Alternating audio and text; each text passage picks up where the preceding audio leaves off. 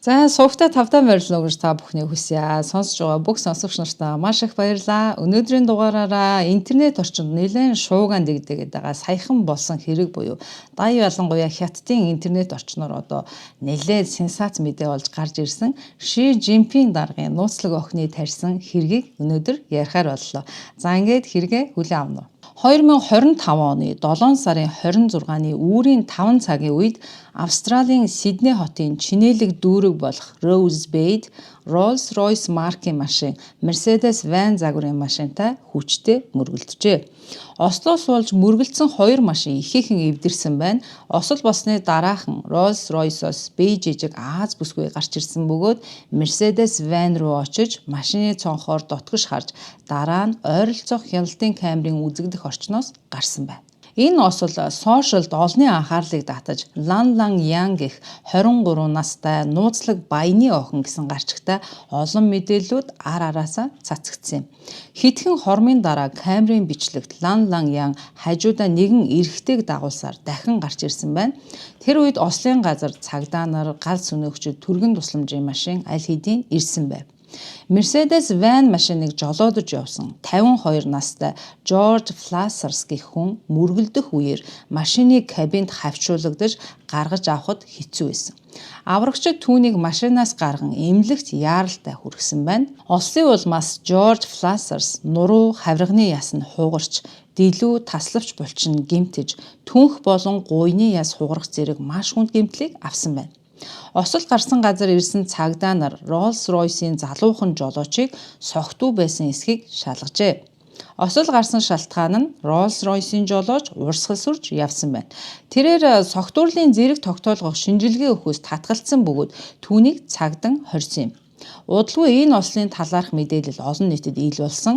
Осол гаргасан хүнийг Лан Лан Ян гэдэг бөгөөд дөнгөж 23 настай хятад гаралтай залуу бүсгүй гэж зарлав. Гэвч түүнийг аль улсын иргэншилтэй болохыг мэдэгдээгүй юм. Түүнтэй мөргөлдсөн машинд байсан хүн бол Сиднейн хамгийн алдартай радионы хөтлөгч Кайл Сандерландсын жолооч байсан юм байна. Сэтгүүлчид мөргөлдсөн Rolls-Royce-ийн талаар сонирхолтой мэдээллийг олсон байна. Энэ машин 1 сая гаруй долларын үнэтэй, тусгай захиалгаар хийлгэсэн тоноглолтой хамгийн тансагт тооцогддог Rolls-Royce Cullinan гэх спорт загварын машин байсан байна. Дөнгөж 23 настай залуу эмэгтэй битгий хэл дэлхий дээр ийм машин худалдаж авах боломжтой хүн цөөхөн байд юм байна. Сэтгүүлчүүд гүнзгийрүүлэн судлахад Лан Лан Ян Вакло Сидней хэмээх баячуудын дүүрэгт далайн эрэгт байрлалтай Сиднейн алдартай дуурин театр руу харсан харууцтай тансаг зэрэглэлийн пентхаус сууцанд амьдардаг болох нь тогтогджээ. Лан Лан Янд өөр нэг хагас сая долларын үнэтэй Rolls-Royce Ghost загварын машин гараашнд нь байсан байна. Хяналтын камерын бичлэгт 3 сарын хугацаанд түүний тансаг пентхаусын гараашаар 12 гаруй тансаг машин ээлжлэн орж гарч буй бичигдсэн байдаг. Хөршүүд нь Лан Лан Яныг тодорхойлохдоо даруухан ээлдэг зантай эмэгтэй гэж дүрсэлсэн ч тэрээр үргэлж тансаг зэрэглэлийн брэнд хувцас өмсдөг байсан. Түүний Rolls-Royce машин дотор нь Labubu гэх үнэтэй хүүхэлдэйнүүдээр чимгэлсэн байсан нь олонний анхаарлыг татсан. Гэсэн ч асар их хөрөнгөтэй хэрнээ Лан Лан Ян пентхаусанда бараг харагддаггүй байснаас үзэхэд өөр байр орон сууцч байж магадгүй хэмээн сэтгүүлчид таамаглаж байна. Гисэн хэдиж түүний талаар машин байрнаас өөр мэдээлэл олдсонгүй. Лан Лан Яны нэр дээр ямар нэгэн бизнес, өмч хөрөнгийн бүртгэл, олон нийтийн сошиал сүлжээнд ямар ч хаяг байгаагүй юм байна. Тэгэхээр энэ залуухан бүсгүй үнэхээр хэн юм бол? 5 хоногийн дараа Лан Лан Ян цагдаагийн хилцэс дахин ирэхэд сэтгүүлчид түүнээс ярьцлага өгөхийг хүссэн ч бие хамгаалагчийн тусламжтайгаар тэрээр сэтгүүлчдээс зугтааж асуултанд хариулдаггүй явсан байдаг. Ихэнхдээ тэр олонний нүдэн дээр нүдний шил, амны хаалт, гараараа царайгаа халахалж байсан бөгөөд түүний олон нийтэд ил болсон бүтэн царайгаа харуулсан зураг нь анх цагдаагийн хилцээс гарч ирэх үед нь санамсаргүй дарсан зураг байсан. 2025 оны 8 сарын 9-нд Хятадын интернет орчинд түүнийг тойрсон цуурхал дэгдэж эхэлсэн.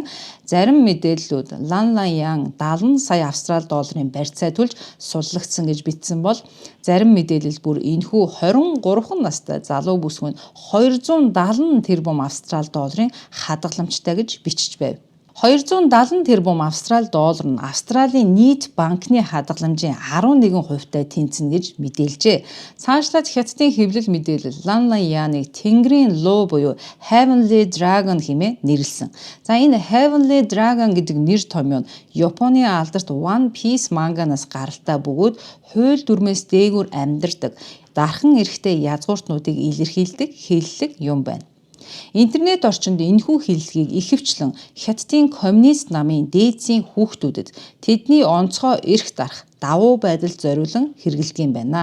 Олон хүний хувьд Lan Lan Yan яг л ийм төрлийн улаан гүн шиг харагдаж байсан цууяараа маш хурдан тархсан байдаг. Тэр хэний охин юм бол хэмээн олон нийт гайхширсан байна. Зарим нь Lan Lan Yan-ы төрхийг Хятадын коммунист намын үхшгүй 8 хэмээн нэрлэгддэг өндөр албан тушаалтан асны нэг Чен Юэний үр удамтай холбож, харин зарим нь түүнийг хуучин ерөнхийлөгч Ян Шакун эсвэл генерал Ян Чинвүүгийн аж охин байж магадгүй гэж үзсэн байна.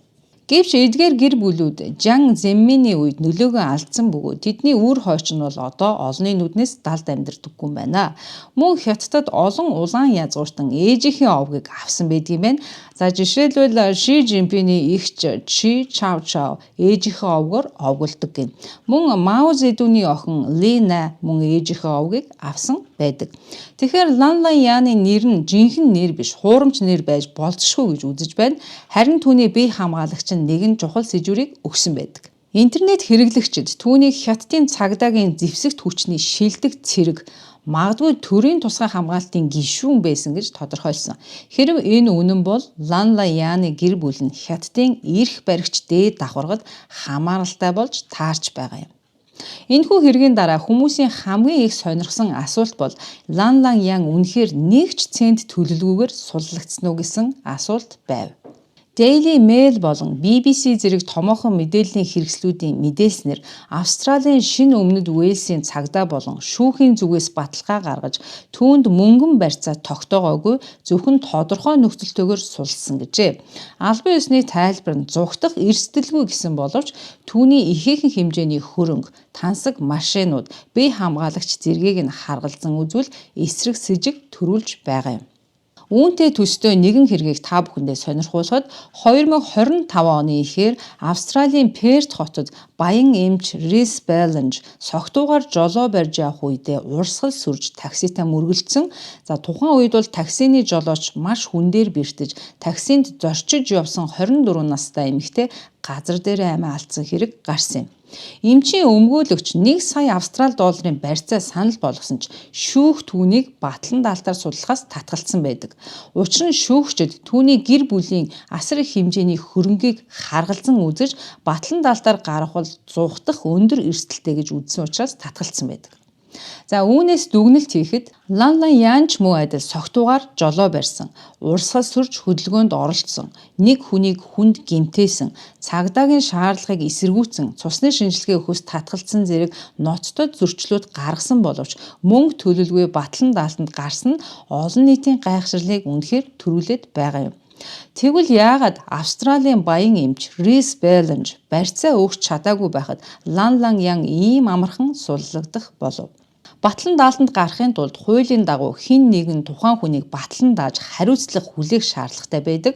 Тэгвэл хэн гихч нууцлаг эрхэм Lan Lan Yan-ыг хамгаалж байна вэ? Цагдаагийн байгууллагаас тайлбар өгөхөөс энэ тал дээр татгалцсан хэвлэл мэдээллийнхэн энэ талаарх мэдээллийг олж авч чадахгүй байгаа юм. Гэвч энэ нууц олон нийтийн сонирхлыг улам татаж хүн бүр 23 настай хятад бүсгүй яг үнэндээ хэн бэ гэсэн асуултын хариуг хайсаар байна.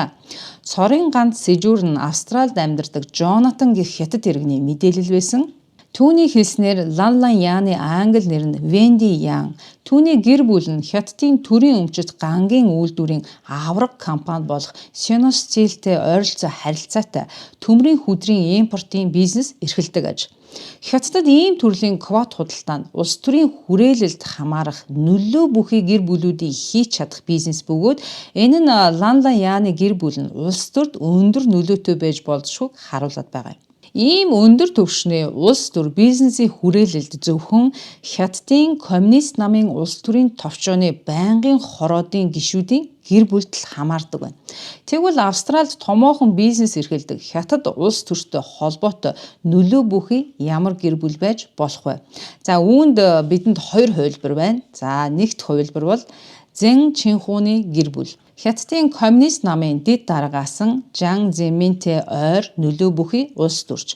Түүний хүү Зэн Вэн 2007 онд гэр бүлийн хамт Австральд шилжин суурьшиж Сиднейд 32.4 сая австрали долларын үнэтэй хаш худалдан авсан нь тухайн үедээ мэдээллийн хэрэгслүүдээр шууган дэгдээж байсан юм.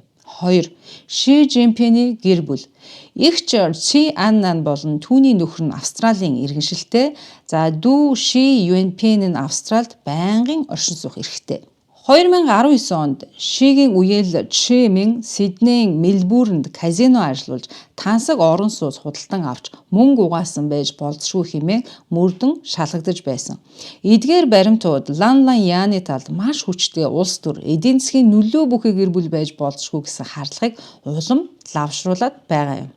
Ши даргын үеэл Чи Мин мөн Австралийн иргэн бөгөөд баримтаас харахад Ши Жинпин 2012 онд албан ёсоор төрийн эрхийг авахын өмнө түүний хамаатан садан Австральд төмрийн хөдөр үл хөдлөх хөрөнгийн бизнест оролцдог байжээ. Энэ нь Австрали Шигийн өргөн хүрээтэй гэр бүлийн гадаад бизнесийн төв байсныг харуулж байна.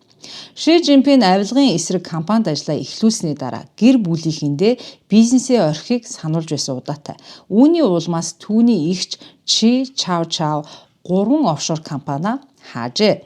Гэхдээ энэ нь зүгээр л цаасан дээр байсан гэж олон хүн сэжиглэж байгаа бөгөөд тэдний гэр бүл нь хөшигний ард нуугдж байхад тэдний аврах том бизнесүүд нь итгэмжлэгдсэн төлөөлөгчдийн дор одоо хүртэл үргэлжилсээр ирсэн гэж үздэг юм. Харин Джонатан гэгчийн мэдээлэл алга болсноор шинэ сэжвэр гарч ирсэн байна. Хятадын цагдаагаас түүнийг дуутсан гэжээ.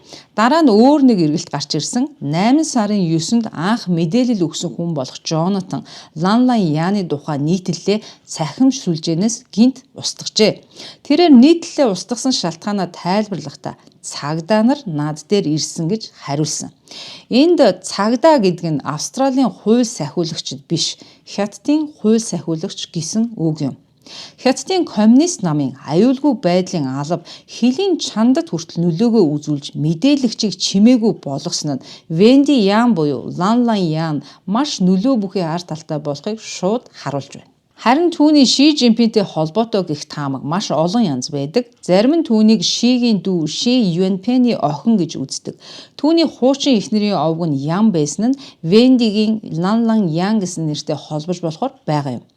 Хамгийн шинэхэн хувилбар нь түүнийг Ши Жинпиний нууц охин 2002 онд Ханжао хотод төрсөн гэсэн таамаг юм. Лан Лан Яаны хууль ёсны нэр нь Си Менлангийн ээж нь Жежан Юэ дүүрийн жүжигчин Жан Яо. Их баригч эмчин Жежан их сургуулийн хүүхдийн эмнэлгийг эмэгтэйчүүдийн эмч Хуан Хэфэн гэж мэдээлэл дуурьсан. Энэ бүх таамаг одоогоор албан ёсоор батлагдаагүй байгаа бөгөөд Хятадын эрх баригчид ямар ч тайлбар өгөөгүй байна. Интернет хэрэглэгчид Лан Лан Яаны гэрэл зургийг Ши Жинпиний ээж Ци Шиний бага насынхтай харьцуулсан байдаг. За тэгвэл AI тэдний царайны төрхийг 65-аас 70% хоорондоо төсдөө гэж тодорхойлжээ. Энэхүү дуйланд хэрэгтэй давхцсан олон нийтийн анхаарлыг татсан Хятад Австралийн хоорондох үйл явдлын цаг хугацаа мөн онцолж байгаа юм. За уг осол 2025 оны 7 сарын 26-нд гарсан Лан Лан Яаны хэрэг цахим ертөнцид тархахаас өмнө буюу 8 сарын 5-нд Бээжин Австралийн алим импортлох 15 жилийн хоригоо цуцалсан байна. Дараа нь Лан Лан Яаныг 70 сая австрали долларын батлан даалтанд гаргасан гэсэн цуу яриа цахим ертөнцөөр тарж эхэлсэн. Мөн 8 сарын 8-нд Бээжин Австралийн уул уурхайн авраг компани болох Fortescue-д 20 тэрбум юанийн зээл олгохоо зарласан нь Хятадын талаас Австралийн компанид олгосон анхны юанийн зээл байсан байна. Энэ их хэмжээний концессн Венди Янтай шууд холбоотой байсан уу? Эсвэл зүгээр л санамсаргүй давхцал уу? Аль нь ч байсан энэ нь түүнийг Шигийн гэр бүлтэй холбоотой гэсэн хардлагыг улам бэхжүүлсэн юм. Венди Ян үнэхээр Ши Жинпинтэй холбоотой эсэх нь хизээж батлагдахгүй ч хамгийн гол нь түүний арт талд асар нөлөө бүхий гэр бүл байгаа нь тодорхой байна. Венди Яны бие хамгаалагчаар хятадын төрийн элит гэр бүлүүдийн хамгаалтанд ажилдаг шилдэг цэрэг ажилдаг болох нь тодорхой болсон. За бодоод үзье л дээ. Венди Ян сая долларын ослоос зүгээр мултарч бие хамгаалагчтайгаа цагдаагийн хилцээс зүгээр л алхаад яваад өгсөн. Тэрээр ДНХ-гийн бүртгэлээс зайлсхийхийн тулд цусны шинжилгээ өгөхөөс шууд татгалцсан. Энэ үйлдэлээс нь харахад Венди Ян сүүдрийн нууцлаг ертөнцид хэрхэн амьдрахаа сайн мэддэг бөгөөд хувийн амьдралаа маш нууцладаг нь тодорхой байна. 2025 оны 8 сарын 15-нд буюу Сидней Доунинг Центр орон нутгийн шүүхэд болсон анхны шүүх хурлын үеэр Венди Яны зургийг дарахыг хүссэн маш олон сэтгүүлчид, лайвчид, мөн үзэгчид шүүхийн байрны гадаа олноороо цугласан байсан. Харамсалтай нь тухайн өдөр Венди Ян шүүхийн танхимд бичлэн ирээгүй бөгөөд видео холбоосоор шүүх хуралд оролцсон байна. Өмгөөлөгч нь түүнийг олонний нүднээс хол байлгахаар шийдсэн байна. Дараагийн шүүх хурал нь 2025 оны 9 сарын 26-нд мөн видео холбоосоор хийхээр товлогджээ. Одоогийн байдлаар түүний жинхэнэ дүр төрх одоо хүртэл олдохгүй хэвээр байна. Тийм ч учраас энэ түүх олонний анхаарлыг татсаар байгаа юм. Түүний төсөөлшгүй асар их хөрөнгө мөнгө, нууцлаг дүр төрх, сүүдрийн тансаг амьдрал нь бага багаар ил болсоор байна. За ингээ өнөөдрийн дугаар маань үүгээр дуусч байна. Хүлээн авсан та бүхэндээ баярлалаа. Дараагийн дугаараар уулзлаа. Баяр таа.